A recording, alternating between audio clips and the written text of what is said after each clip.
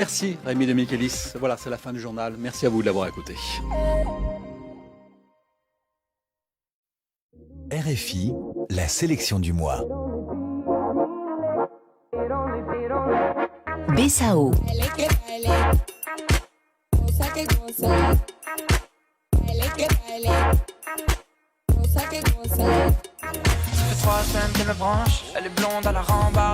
Bolide et Ella.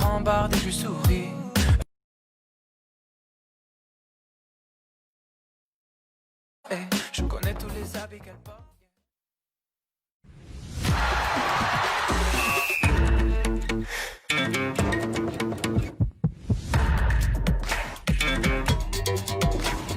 Radio Foot International, Annie Gasnier. Bonjour et merci d'être au rendez-vous de Radio Foot International sur RFI, notre rendez-vous hebdomadaire qui a repris dans ce studio, un café des sports donc Nous nous voyons dans ce studio où nous nous faisons presque face, alors à distance respective quand même et en nombre restreint, des confinements concrets, en tout cas dans Radio Foot International, en audio et en vidéo évidemment, comme nous sommes vendredi. Et je vous présente ceux qui se font face et ce n'est pas ce que vous imaginez. Nous avons bien Xavier Barré à l'appel. Bonjour, oui, bonjour Xavier. bonjour Annie, et bonjour à tous. Heureuse de vous voir, de voir que vous existez encore. Je suis très heureux d'être avec vous ici physiquement en plateau et je constate que Rémi Ngono s'est débiné encore une fois. Exactement, il a raté le rendez-vous du décompte. Bonjour à tous, heureux aussi de revenir dans ce studio. Merci beaucoup d'être là. Alors nous avons donc deux personnes qui ne sont pas physiquement présentes. D'abord Rémi Ngono, vous êtes bien là Rémi? Rassurez-moi, bonjour. Oui, je suis là et je vous ai dit que pour que je revienne au studio, il faut que Xavier Barré, que j'ai constaté qu'il éternuait beaucoup et qu'il avait une forte fièvre, qu'il me présente les résultats de ses tests de Covid-19 et il ne l'a pas fait. Donc pour l'instant, je me confine encore en attendant que je vois comment est-ce que ça va se passer en studio. Ouais. Je me demande si la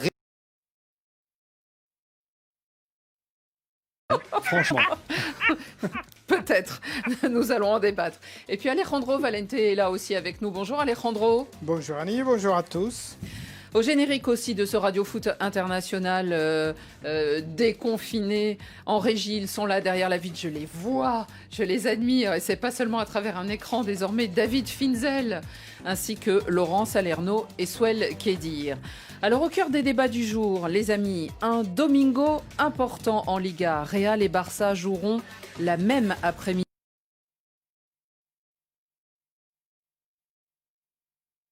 Rendez-vous très important dans leur course au titre de champion d'Espagne. Zinedine Zidane est-il en train de réussir son retour aux commandes des Merengues? Une question qu'on se posera ici. Et puis on va se demander aussi si Lionel Messi pense réellement à quitter Barcelone. En tout cas, la rumeur enfle en Catalogne et j'imagine que leur préfet nous en dira plus. Une claque pour le tout nouveau champion d'Angleterre. Liverpool sévèrement battu par Manchester City 4-0. Les Reds sont-ils pas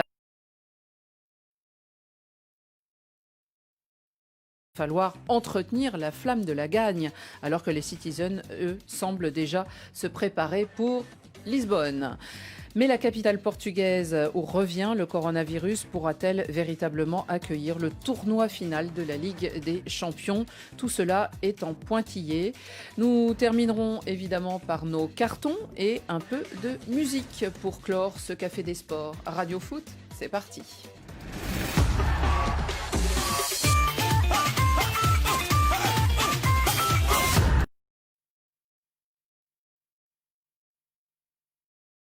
En 2019, nous avons pris une décision de retirer la CAN 2019 du Cameroun. Moi je suis déçu, complètement déçu, je ne sais même pas quoi dire. Avec le repris de cette CAN, le Cameroun devrait porter plainte. 2021. Pour la CAF et son président Ahmad, reporter la CAN camerounaise était inévitable. Au vu de la situation actuelle, nous avons pris quand même des décisions exceptionnelles. Et 2022 ?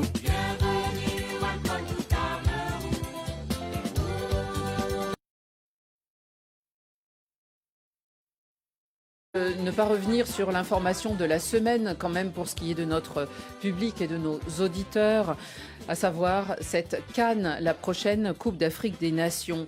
Car une question se posait depuis mardi, en tout cas nous on se la pose à Radio Foot International, le report de la CAN de 2021 à 2022, cette candidature du Cameroun est-elle maudite? Car depuis que le pays des Lions indomptables qui, rappelons-le, compte 5 Coupes d'Afrique à leur palmarès, eh bien, ont obtenu l'autorisation de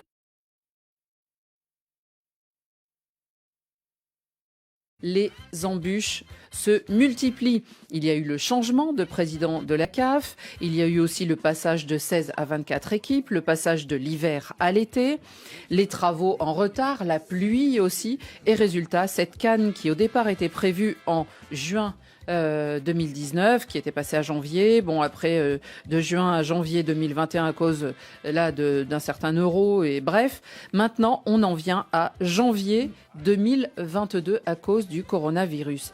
Rémi Ngono, agit-on au Cameroun? Est-ce qu'on est catastrophé? Est-ce qu'on le prend avec philosophie? Vous savez, un pays comme le Cameroun, qui, comme vous avez eu à rappeler son palmarès, c'est une honte de voir qu'on est incapable d'organiser une CAN, que le Gabon en vient à organiser 2 fois, que la Guinée équatoriale à côté, qui valent à peu près un département du Cameroun, réussissent à organiser une CAN et qu'un grand pays de football, qui de surcroît a eu cette CAN depuis très très longtemps, ne parvient même pas à organiser.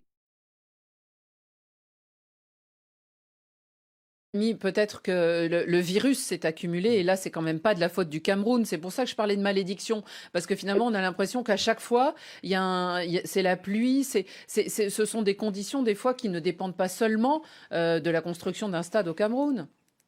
Non, bien au contraire, Annie.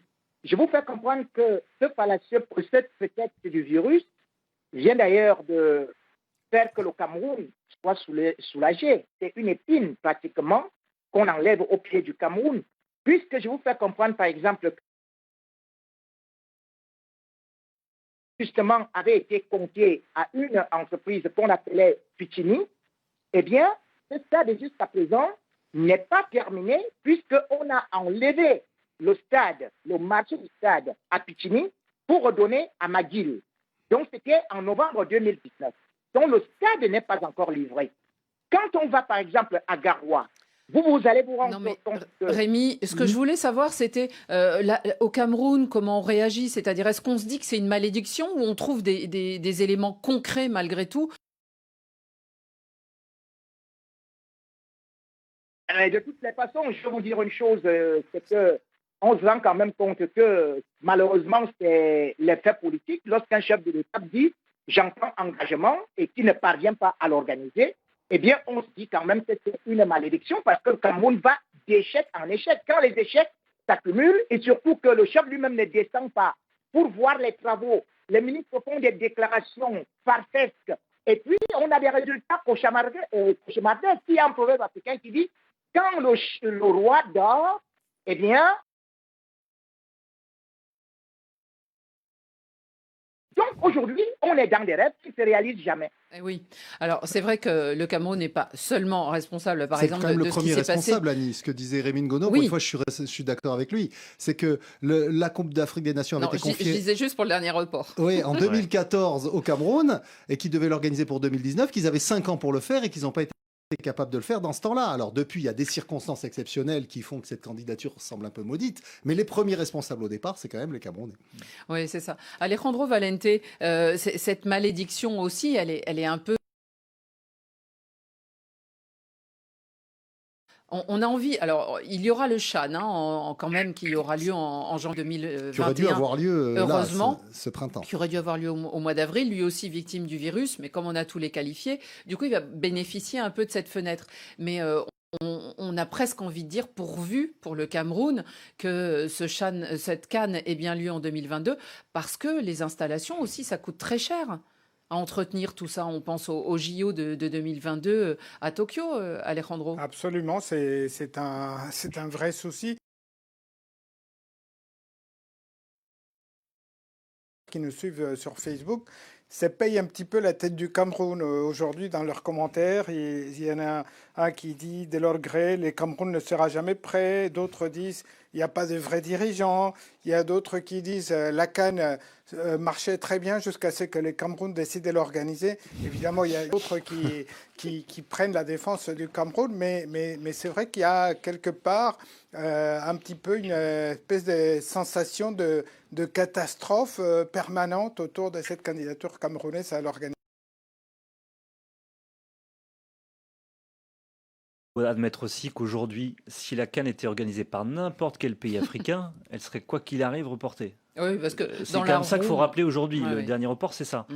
Après, dans une saison qui est extrêmement compliquée, avec un contexte qu'on connaît, la pandémie qui a repoussé toutes les compétitions qui sont en train de se jouer, et avec une année à venir qui va être extrêmement dense, avec l'Euro en toute fin de saison, je peux vous dire qu'il y a beaucoup d'entraîneurs, de clubs qui sont soulagés que la CAN soit reportée.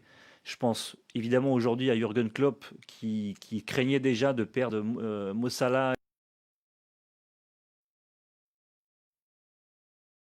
Dans une saison qui va être très compliquée la saison prochaine, franchement, c'est presque une bonne chose pour la santé des joueurs. Ouais, enfin, le report à janvier 2022 posera la même question pour les clubs, notamment oui, mais on aura le temps. Mais ça sera peut-être une saison entre guillemets normale. Un peu plus alors normal. que là, on va se trouver avec une saison pratiquement qui a commencé qui maintenant. va commencer en septembre. Mais qui a presque commencé avec ce restart, parce que ça va être très court là, entre les deux. 2022 sera quand même très compliqué à cause de la Coupe du Monde qui est déjà décalée. Donc ça va obliger à tout modifier au niveau des... difficilement dans ce mécanisme-là. Bon Rémi, on espère qu'il n'y aura pas de malédiction pour que vous regagniez le studio de Radio Foot International et qu'on comptera sur vous la semaine prochaine. Xavier se prépare. Tu peux venir vendredi prochain, exceptionnellement, je ne serai pas là. Plus. Ouais. Donc tu pourras faire ton numéro vendredi prochain sans moi, puisque je serai à un mariage. Mais je reviendrai le vendredi d'après, tu auras intérêt à être là. On compte sur vous alors Rémi, la semaine prochaine. Je serai là et comme d'habitude, bon remariage, vous avez... Pas grave, moi c'est bon, c'est déjà fait. Merci Rémi et très bonne semaine. Très bonne semaine. On continue. Se verá hacer el esfuerzo para llegar, se mete en el área, el recorte, penalti.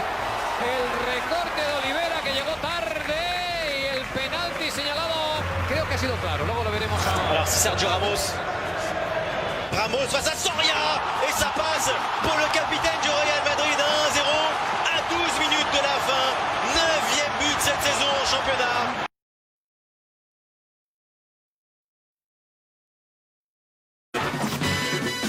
On parle du Real, alors Bruno Constant, vous êtes investi de la mission d'être Rémi Absolument. Ngono. Je reçois des textos là, de Rémi qui me dit vas-y fonce, défense Real. Le Real Madrid creuse l'écart en tête de la Liga, profitant du match nul du Barça en début de semaine contre l'Atlético. Les Merengues qui terminaient la 33e journée hier soir ont gagné contre Getafe. Ils ont gagné difficilement, mais les voilà en tête avec 4 points d'avance sur les Blaugrana. Le Real s'est fait peur quand même. Est-ce qu'on peut parler peut-être pour le rendez-vous à San Mamés à Bilbao dimanche après-midi, en sachant que quand même le rendez-vous de San Mamés, ça sera un San Mamés vide et ça peut aider quand même le Real Madrid. Ils se sont fait peur, c'est relatif. De toute façon, il y a toujours un penalty qui tombe à pic pour les sortir d'une mauvaise... Le Catalan il y avait penalty, sort de ce corps. D'une mauvaise situation, mais il faut dire que ces championnats étaient extrêmement serrés entre Barcelone et le Real. Aucun des deux n'a réussi.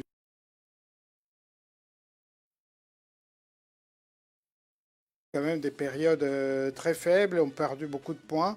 Donc là maintenant, à la fin de la saison, le Real Madrid a peut-être un peu plus de chance, un peu plus de réussite et en tout cas a fait déjà la différence avec 5 matchs à jouer. Je pense que l'écart est fait et surtout dans le contexte où cette fin de championnat se déroule. Rémi Bruno Rémi. Oui, sa voix porte déjà.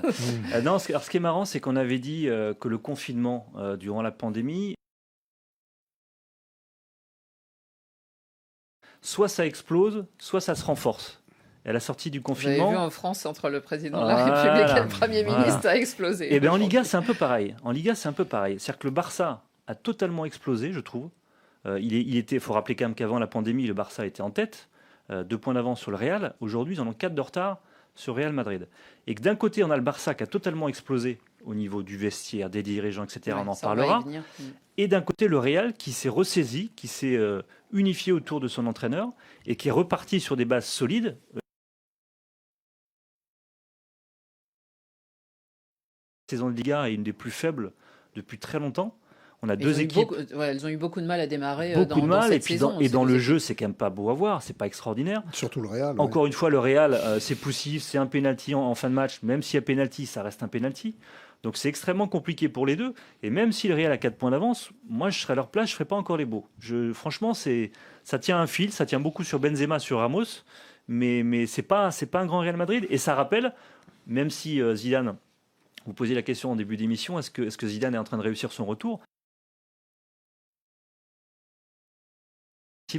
Mais on retrouve le même Real qui était le cas sous Zidane lors de son premier passage. Avec les mêmes joueurs, pour beaucoup. Qui était extrêmement poussif dans le jeu, où il y avait peu d'animation. Quand il était parti. Ouais. Vous parliez de Sergio Ramos, parlons-en du capitaine. Le buteur hier soir sur penalty, il marque presque à chaque match depuis la reprise, 4 buts en 5 journées, avec une certaine maestria. Donc il a marqué son 9e but en Liga.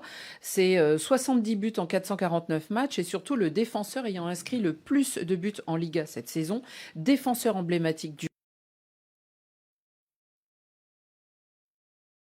50e match, 309e victoire pour Sergio Ramos. Ramos est unique, nous dit Zinedine Zidane. Notre capitaine, c'est notre leader. Notre capitaine, c'est notre capitaine. C'est un leader sur le terrain et en dehors. C'est un joueur de todas formas, comment se dit, irrépétible. C'est un joueur unique et nous savons ce qu'il transmet à tous ses coéquipiers. Je suis donc heureux pour lui, pour ses buts. Chaque fois que Sergio le faire à la 80e minute environ après de gros efforts physiques, c'est incroyable. Ramos est excellent derrière, il est bon devant. Est-ce que véritablement ça en fait un personnage unique ?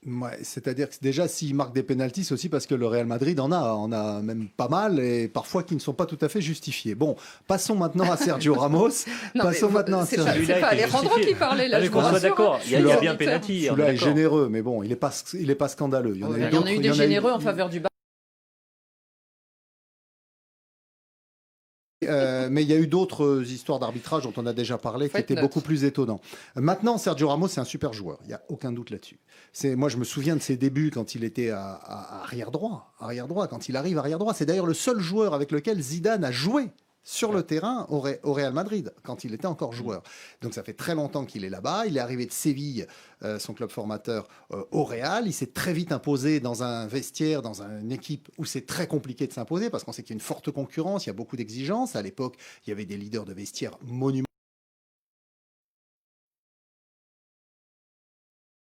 Avec qui il a d'ailleurs très vite créé un duo très important. Et ensuite, il est devenu naturellement le leader de cette équipe, techniquement, en se recentrant, devenant le défenseur central, et puis après, en devenant aussi le capitaine. Mais donc Xavier, c'est un vrai... Ce qui est étonnant, c'est que je me souviens à l'intersaison, on se disait qu'il allait peut-être partir. Il avait des envies d'ailleurs. En plus, Ramos, Florentino Pérez l'a pas laissé partir. Il avait peut-être des envies de cash aussi, mais en tout cas, il avait envie d'aller vers les pays du Golfe. Et là, tout d'un coup, on a l'impression que même l'année prochaine, il sera encore là. Après. Il y a même eu 3 entraîneurs dans la saison, donc forcément Florentino Pérez, il écoute les uns les autres. Il se dit que peut-être c'est le moment de changer de certains cadres, puisqu'on en parlait déjà du rajeunissement de cette équipe, et que parmi eux, il y avait un trentenaire qu'il fallait peut-être un jour ou l'autre remplacer, c'était Sergio Ramos. Or, je crois qu'il lui restait qu'un an de contrat. C'est ça. Donc, il faut toujours se méfier des joueurs qui sont là depuis très longtemps et qui menacent de partir et qui au final prolongent avec un chèque à la clé. Exactement. Il y en a d'autres qui le font en ce moment. Voilà, donc c'est un grand classique. Bon, Sergio Ramos, c'est un vrai personnage et je pense que ce sera pour aller ailleurs, parce qu'il ne va pas rester jouer en Espagne ni même en Europe. Je le vois mal aller jouer même en Angleterre. Oui, je pense qu'il ira soit en Chine, soit aux États-Unis, soit au Qatar. Pour se reposer un peu. Voilà, en attendant de revenir sûrement en Espagne et peut-être au Real Madrid comme entraîneur ou comme dirigeant. En tout cas, la question qu'on voulait se poser aussi, et je vais vous la poser à vous, Bruno, et à Alejandro, c'est Zinedine Zidane. Lui, il était parti, on se souvient, tout d'un coup, comme ça, un peu théâtralement, après 3 victoires en 3 Ligues des Champions. Il est revenu presque tout aussi théâtralement en milieu de...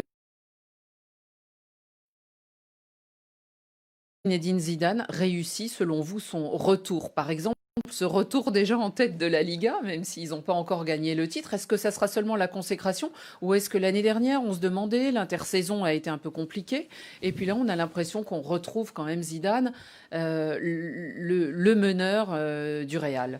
C'est sûr qu'il vaut mieux être en tête de la Liga à 5-6 journées de la fin que deuxième. Ça, c'est évident. Après, ou même que non, mais que deuxième derrière le Barça surtout. Mais après, on pourra dire ça uniquement s'il gagne la Liga. Et encore une fois, il faut aller au bout. Éliminé par Manchester City en 8e de finale de la Ligue des Champions.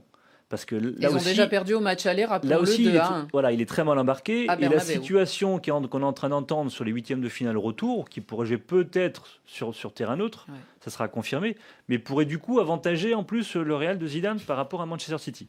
Ça, c'est une autre chose. Et le Real, c'est sa coupe. Donc une saison réussie au Real, c'est évidemment un titre de champion d'Espagne, mais c'est aussi d'être au minimum dans le dernier carré de la Ligue des Champions. Et pour l'instant, il est mal embarqué. Alejandro Valente, justement, est-ce que les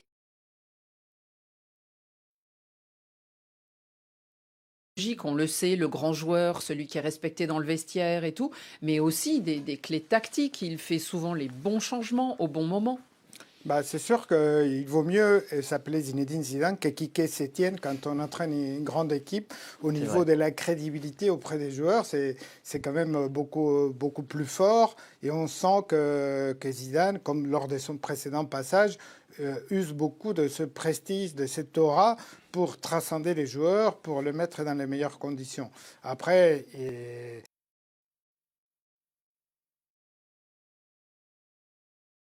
un effectif qui est quand même riche, qui est important et que Zidane a su en profiter. Là où je suis moins emballé, c'est quand je vois jouer cette équipe de Real Madrid. Je trouve que quand même, elle est pas très impressionnante. On va oublier les histoires d'arbitrage, mais quand même, le Real Madrid ne gagne pas les matchs de façon très séduisante.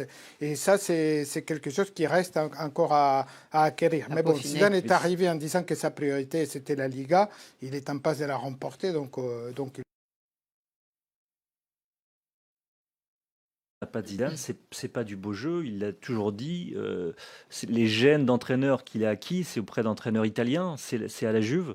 Une gêne de joueur. Il n'y a que la victoire qui est belle. C'est quelqu'un de pragmatique et effectivement qui est aussi un très bon psychologue parce qu'il a relancé par exemple Luka Modric, qui est bien meilleur sur la deuxième partie de saison. On le voit composer. Il est en train de sublimer Karim Benzema. Pour moi, il est en train de sublimer Karim Benzema, qui est en train de devenir un espèce de 9,5 presque numéro 10. Alors qu'avant, c'était beaucoup plus un 9. Il fait jouer les autres. C'est là la force de Zidane, c'est qu'il donne confiance à tous. Qui fait que les autres l'écoutent. Il y a eu combien d'exemples? On pourrait citer encore Hazard qui avait renvoyé Mourinho lors de son 2e séjour à Chelsea à ses études en disant mais toi t'as fait combien de dribbles dans ta vie, quoi. Bon voilà, donc là les joueurs ne peuvent pas lui dire ça parce que lui il a tout gagné. Et en plus, il a gagné avec le Real Madrid comme joueur et déjà aussi comme entraîneur, on le sait. Donc du coup, il en impose naturellement. Oui, mais c'est pas ces titres qui en imposent. Parce que qu'est-ce qu'on dirait de Jürgen Klopp? Jürgen Klopp, il a rien gagné, mais Jürgen Klopp, il a l'aura et le...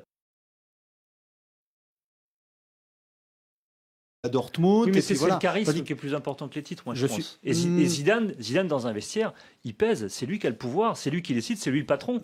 Et je suis d'accord avec Alejandro, c'est que c'est aussi un des problèmes du Barça.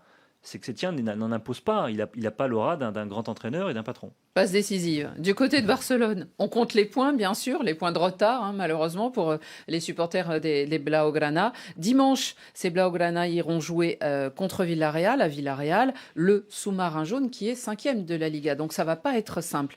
Mais il y a quand même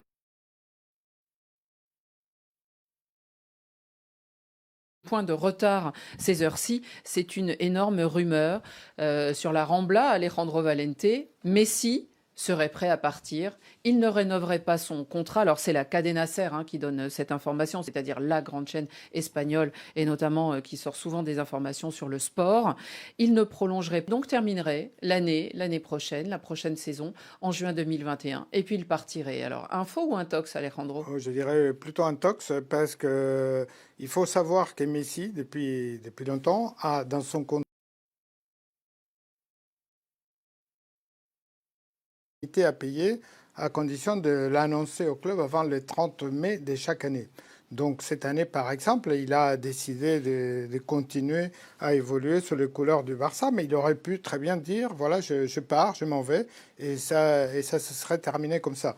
Donc cette clause va continuer à s'appliquer, et je ne vois pas en quoi l'information change quelque chose.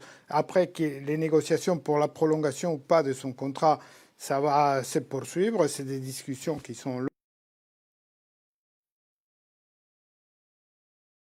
Il n'a plus qu'un an à vivre puisqu'il y a des élections l'année prochaine et que normalement l'un des enjeux de ces élections est la venue de Xavi comme entraîneur sur le banc de Barcelone, ce que Messi approuverait des 2 pieds et des 2 mains. Donc, Mais Alejandro, on attribue aussi cette lassitude peut-être de Lionel Messi dans ce club qu'il sert depuis si longtemps, justement à tout ce qui se passe autour et aussi au fait qu'on dise de toute façon c'est pas Sétienne qui décide s'il est sur le terrain ou pas, c'est lui, c'est toujours Messi, ça retombe un peu toujours sur lui et on dit que Messi c'est pas vrai. Messi est le capitaine de cette équipe, donc il a le droit quand même de taper du poing sur la table quand il estime que les choses sont mal faites. Dans cette affaire, cette saison de Barcelone a été totalement plombée par le départ de Valverde, que Messi soutenait. On lui avait promis d'amener Xavi à sa place pour le convaincre de moi soutenir Valverde. Or, à la place de Xavi, il a vu débarquer Quique Sétienne, qu'il ne connaissait pas du tout. Il a écouté, il a essayé de le suivre. Et Quique Sétienne est en plus accompagné d'adjoints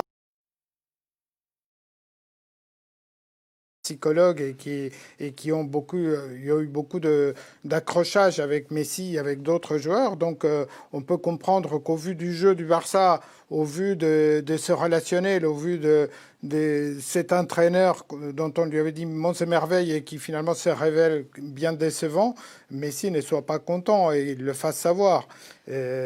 Après, Messi a décidé cette année de rester, il va rester, il partira pas. Et pour la prolongation, je pense que ça va encore durer quelques mois, comme à chaque fois que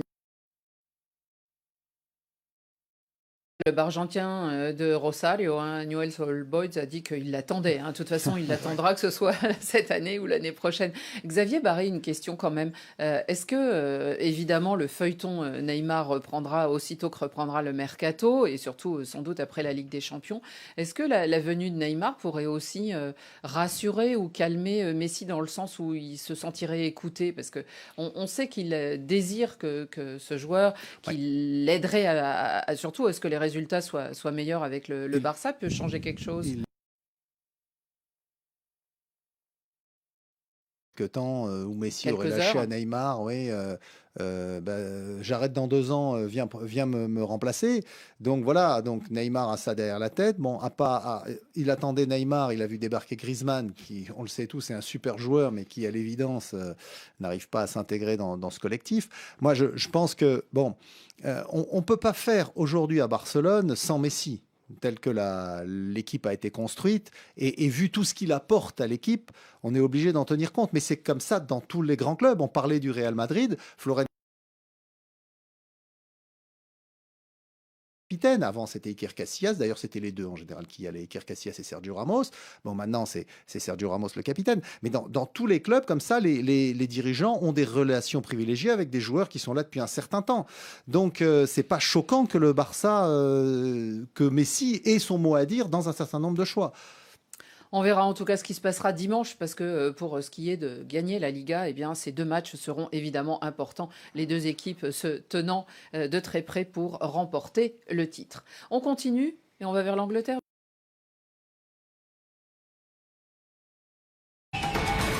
This season, De Bruyne. Can he keep it going? He does, and it's 1-0. Sterling, who tucks them into a 2-0 lead. Manchester City making a point here. Foden, oh, it's beautifully played. Foden tucks it away. 3-0, and Liverpool hang their heads, and Manchester City celebrate. Foden making the run forward, and leaving space for Sterling. It is 4-0, and the former Liverpool man is at the heart of this Manchester City performance tonight. Les Reds sont entrés en champion sur la pelouse de Manchester City hier soir. Leurs adversaires leur ont fait une haie d'honneur, mais oui.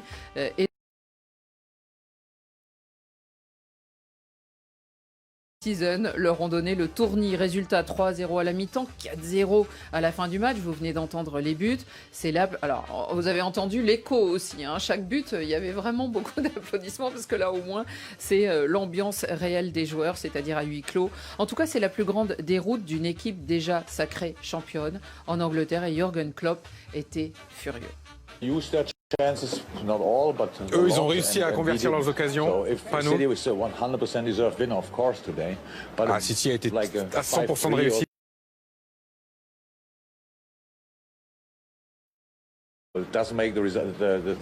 C'est ça qui fait la différence.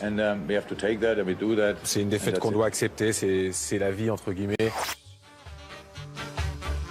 Deuxième défaite de la saison pour 28 victoires. Est-ce que c'est grave, docteur Constant ?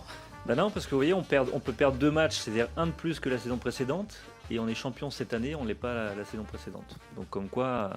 Mais voilà, après, je pense surtout que c'est un bad timing, c'est quand même vraiment le calendrier malheureux, parce qu'une semaine avant, ils sont sacrés champions d'Angleterre.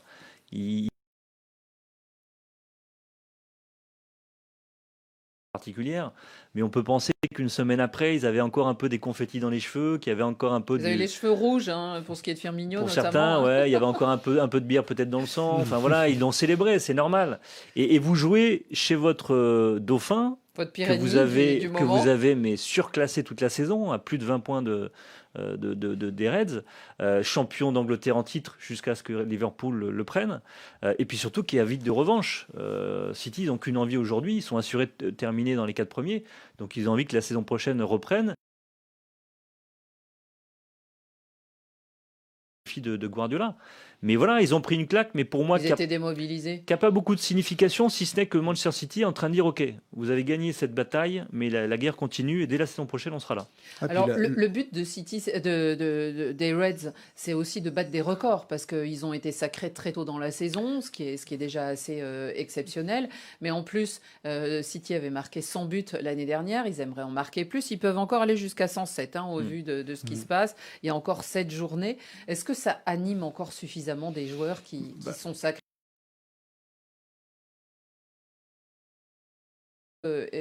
oui, quand la question a été posée hier à Virgil van Dijk, il a esquivé la réponse parce que, effectivement, c'est difficile pour des joueurs de se motiver sur des records comme ça un peu abstraits. Maintenant, je pense que Klopp, lui, va jouer là-dessus parce qu'il n'a pas envie que son équipe, effectivement, laisse filer cette fin de saison. Ouais.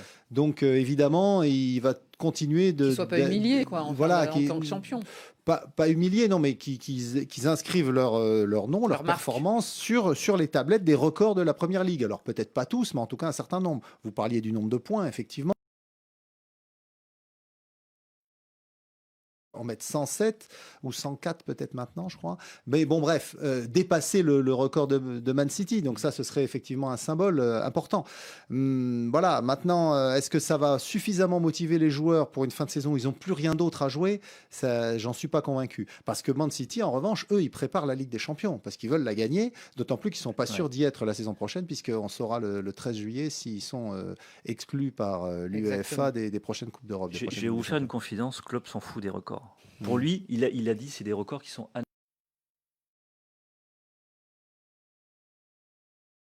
Une priorité, c'est que ces joueurs ne se blessent pas en vue de la saison prochaine. Il veut préparer la saison prochaine en donnant du temps de jeu à des jeunes et en faisant tourner son effectif. Parce qu'on l'a vu défendre le titre, a-t-il dit. Et oui, parce qu'il ne veut pas défendre le titre. C'est ce qu'il a dit. Je ne veux pas défendre le titre. Je veux gagner un nouveau titre. Ce qui est toujours le plus compliqué. Atteindre notre apogée. Pour les grandes équipes, c'est gagner un titre, c'est très bien, notamment Liverpool qui attendait ça depuis 30 ans. Mais le plus compliqué, c'est de le garder et d'en gagner un nouveau. Et là, ça sera vraiment asseoir sa domination sur le championnat d'Angleterre. Alejandro Valente, est-ce que Jürgen Klopp est devenu une superstar, on va dire, au-delà de l'Angleterre, en Europe? On sait que déjà il était très populaire en Allemagne et que en étant au Borussia Dortmund, déjà il avait gagné une certaine prestance grâce à la Ligue des Champions. C'est un personnage qui a acquis une dimension un peu particulière, comme il y a quelques années Diego Simeone, qui était devenu un petit peu la coqueluche au niveau international, parce qu'il parvenait avec sa gestuelle, avec sa manière si particulière de se comporter sur le bord du terrain, quelqu'un qui réussissait à transcender une équipe qui n'était pas composée des stars, comme c'était l'Atlético Madrid. Liverpool a pris un peu la relève, avec plus de succès même que l'Atlético Madrid en son genre.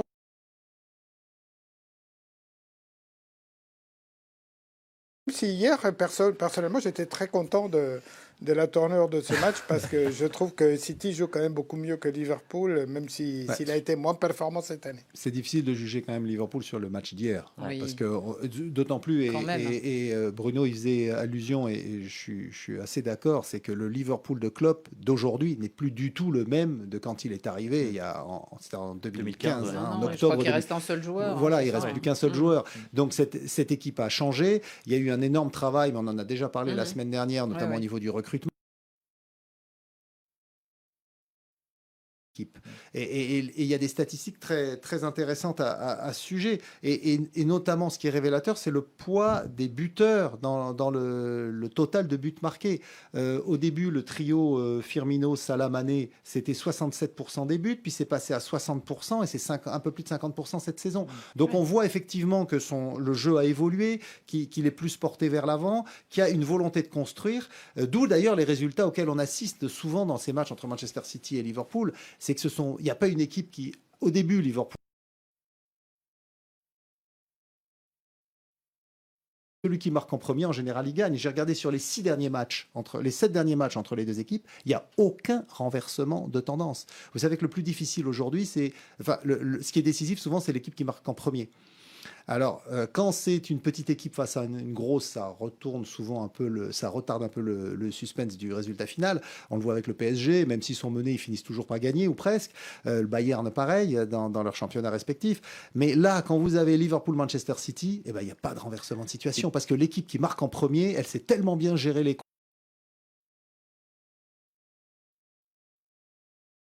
qu'ils perdent jamais. Bruno, moi j'aurais envie qu'on parle, c'est d'un joueur de City qu'on a vu hier. On a évidemment vu Sterling qui marque et qui en plus obtient un penalty. Évidemment, le travail de Pep Guardiola n'est plus à vanter finalement, on le connaît bien. Mais c'est ce Phil Foden qui est un jeune joueur qu'on avait déjà vu contre Burnley l'autre fois et qui avait déjà impressionné. Hier soir avec Kevin De Bruyne, on a l'impression que c'était presque aussi de ces tandems parfaits qu'on voit parfois dans un match. 20 ans, Pep Guardiola le considère pour l'avenir de City.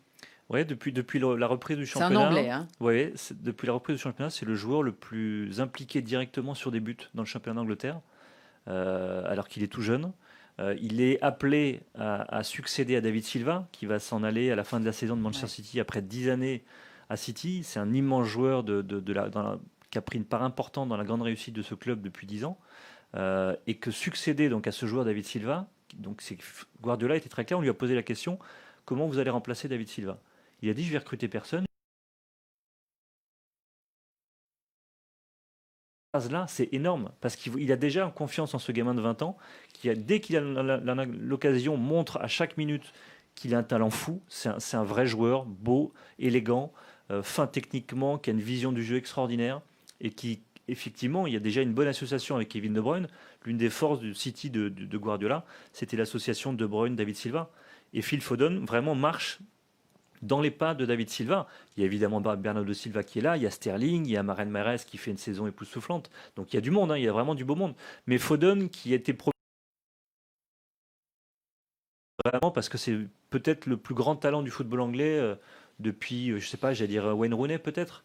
Mais voilà, il y a vraiment quelque chose avec ce gamin, et Guardiola fait tout pour le protéger et a pris son temps avec lui vraiment pour polir ce diamant. Ben voilà, quand vous regardez désormais un match de City, et notamment ce week-end, n'oubliez pas de regarder ce joueur. Pour terminer, on évoquait la Ligue des Champions tout à l'heure, et je voudrais qu'on s'arrête, c'est sur ce Final 8, c'est ça qu'on doit dire, en tout cas ce final à 8, qui doit se dérouler en...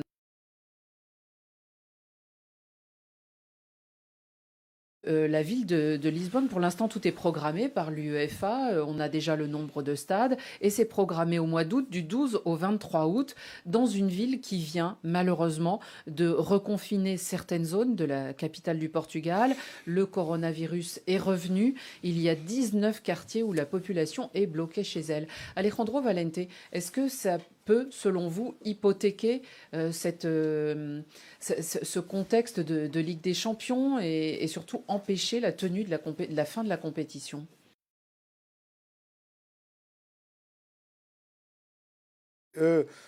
Prennent tout ça avec beaucoup de philosophie. Ils pensent que c'est une situation conjoncturelle.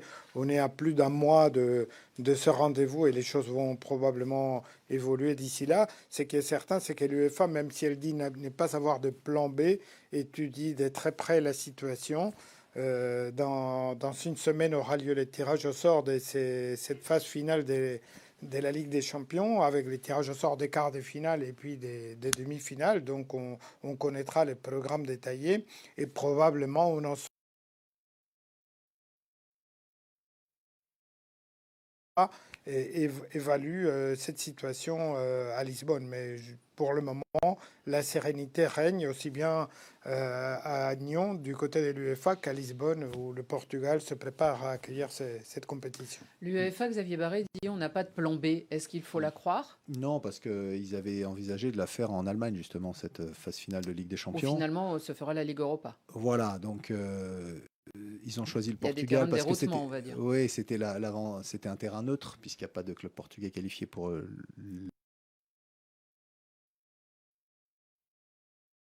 un terrain neutre. Et puis, surtout, le Portugal avait été relativement épargné par l'épidémie jusqu'à présent. Bon, depuis qu'on a réouvert un peu les frontières entre certains pays, bon, mais il semble qu'un quartier de Lisbonne soit touché. Maintenant, le fait de confiner un quartier où il y a des malades, ça ne veut pas dire qu'il va y avoir une vague de mortalité. Mais est-ce qu'on peut faire la fête dans un stade juste à côté? Le seul problème, effectivement, de cette nouvelle, c'est que l'UEFA espérait ouvrir les stades pour que les supporters puissent venir. C'est des stades énormes, les stades d'Aloïs, c'est énorme. Donc, et là, malheureusement, je pense qu'on va s'acheminer vers des matchs à huis clos.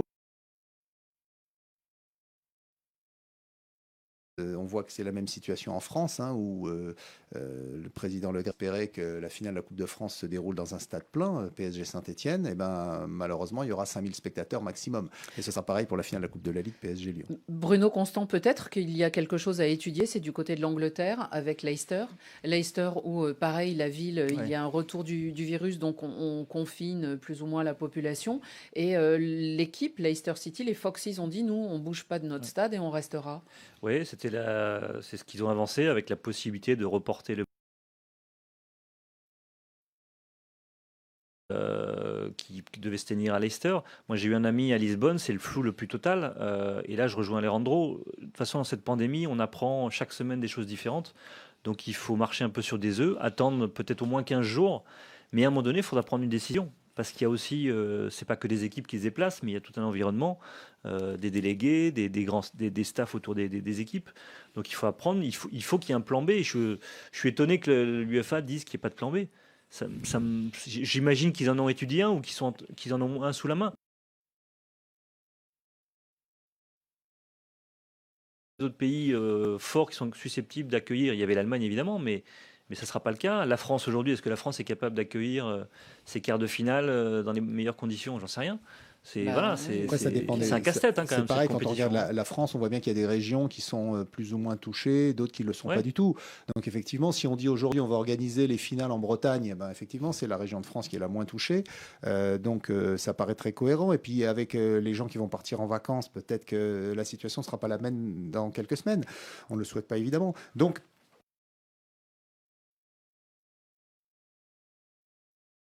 dans les cas en général, on voit que de temps en temps, par-ci par-là, il y a effectivement des points de propagation du virus qui réapparaissent. Il y en a même eu en Allemagne. Mais ce que disait le ministre de la Santé récemment, c'est qu'aujourd'hui, on est capable de les identifier et de les contrôler dans la plupart des pays européens. Donc, on peut penser qu'à partir de ce moment-là où la situation est sous contrôle, il n'y a pas de difficulté à organiser un événement festif à côté. Malheureusement, encore une fois, le problème, c'est que ça va être à huis clos ou avec un nombre très limité de spectateurs parce qu'on ne pourra pas effectivement prendre le risque de rouvrir. Et justement, samedi soir, à noter, eh bien, ce sera la première finale à huis clos de ce retour sur les pelouses post-coronavirus. Ce sera la Coupe d'Allemagne entre le Bayern Munich et le Bayer Leverkusen.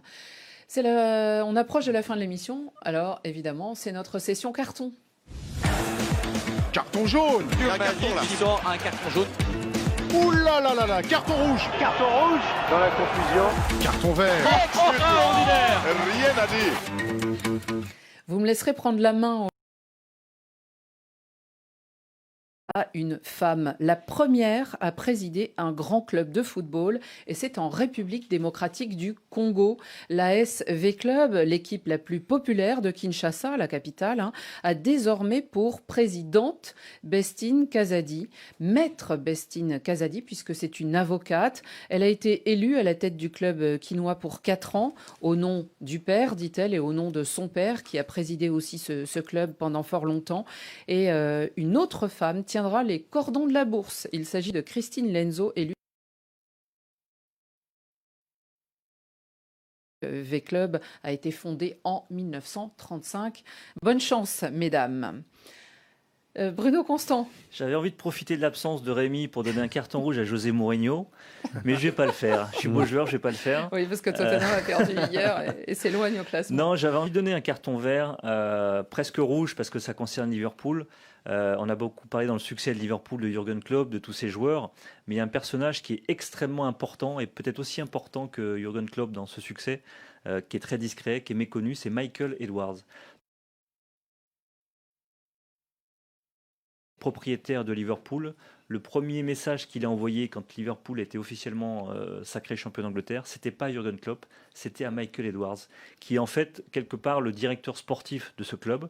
Son bureau fait face à celui de Jürgen Klopp. Jürgen Klopp est constamment dans le bureau de Michael Edwards, et Michael Edwards, c'est celui qui est à l'origine de la construction de cette équipe, qu'a été chercher Mo Salah.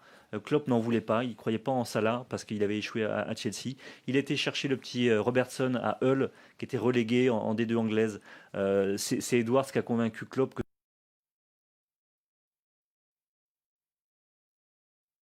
des personnages qui travaillent dans l'ombre et qui font aussi partie du succès de ces clubs.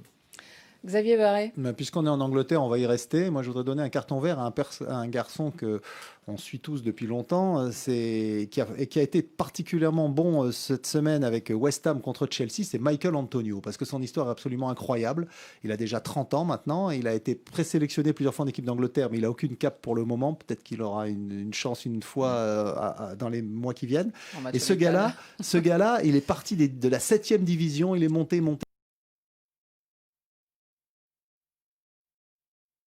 Il est arrivé à West Ham, c'était en 2015, transféré pour 5 millions d'euros à peine. Il jouait arrière-droit. Et là, comme à West Ham, il n'y a plus d'avant-centre qui sont disponibles, il joue avant-centre. Ce n'est pas la première fois de la saison, d'ailleurs, il a déjà joué attaquant. Et du coup, ils ont battu Chelsea. Et ils ont battu Chelsea. Et donc, je trouve que ce gars-là, il a vraiment une trajectoire absolument incroyable. Donc, puisque l'occasion se présente, c'est une forme de coup de cœur, carton vert à Michael Antonio. Alejandro Valente, la couleur de votre carton. Carton vert aussi, et pour Zlatan Ibrahimovic. Alors, vous vous rappelez, au début du déconfinement, il s'était blessé au tendon d'Achille, on disait...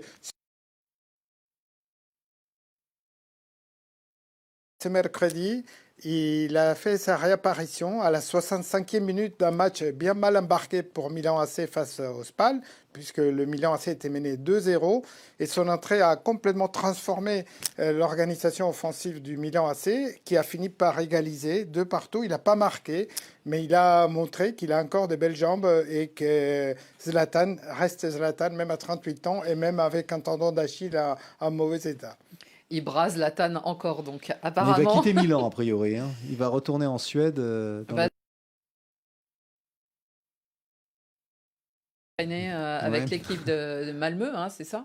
Et du coup, il a dû reprendre goût à tout cela. C'est la fin de ce Radio Foot international et comme on en a pris l'habitude pendant ces sessions filmées de confinement, on va continuer en se quittant en musique, chers amis. Et notre finale, eh bien, ça sera un air de flamenco, de la musique espagnole, une musique qu'il écoute et qu'il chante. Il joue même de la guitare. Ce personnage, c'est Sergio Ramos. Pour ceux qui nous regardent, je vous invite à regarder le clip parce que